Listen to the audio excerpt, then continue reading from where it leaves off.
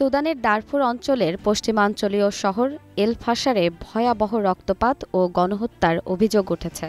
১৭ মাসের দীর্ঘ অবরোধের পর আধা সামরিক বাহিনী র্যাপিড সাপোর্ট ফোর্সেস আরএসএফ শহরটি দখল করার পরই এই নৃশংসতা শুরু হয়। সুদান সরকারের দাবি, মাত্র ৩ দিনে ১৫০০ নিরস্ত্র বেসামরিক নাগরিককে হত্যা করা হয়েছে।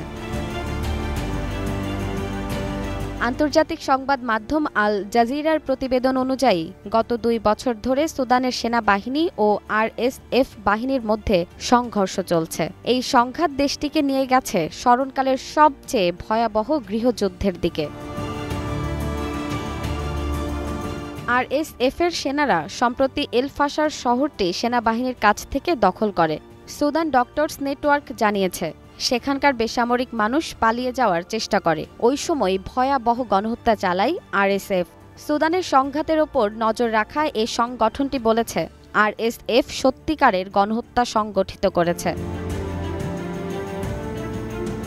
সংগঠনটি জানিয়েছে, গত ১.৫ বছরে এল ফাশার শহরে ধারাবাহিক বোমাবর্ষণ, মানুষকে ক্ষুধার্ত রেখে এবং বিচার বহির্ভূত হত্যাকাণ্ড চালিয়ে প্রায় ১৪,০০০ মানুষকে হত্যা করেছে আরএসএফ। শুধু গত ৩ দিনে তারা আরও ১৫০০ মানুষকে হত্যা করেছে, যা আগের গণহত্যার সঙ্গে নতুন আরেকটি গণহত্যা শুধুমাত্র যুক্ত হয়েছে। বিশ্লেষকরা এ বর্বরতাকে ভয়াবহ গণহত্যা হিসেবে বর্ণনা করেছেন। তারা মনে করছে, এ হত্যাকাণ্ড পরিকল্পিত ও পদ্ধতিগতভাবে নির্দিষ্ট জনগোষ্ঠীকে নির্মূল করার উদ্দেশ্যে করা হচ্ছে। ইয়েলের হিউম্যানিটারিয়ান রিসার্চ ল্যাব থেকে গণহত্যার নতুন প্রমাণ এসেছে। আরএসএফ প্রবেশের পর এল ফাশার শহরের স্যাটেলাইট ছবিতে মানবদেহের আকারের সঙ্গে সামঞ্জস্যপূর্ণ অনেকগুলো বস্তু এবং মাটিতে লাল রঙের বিশাল অংশ দেখা গেছে।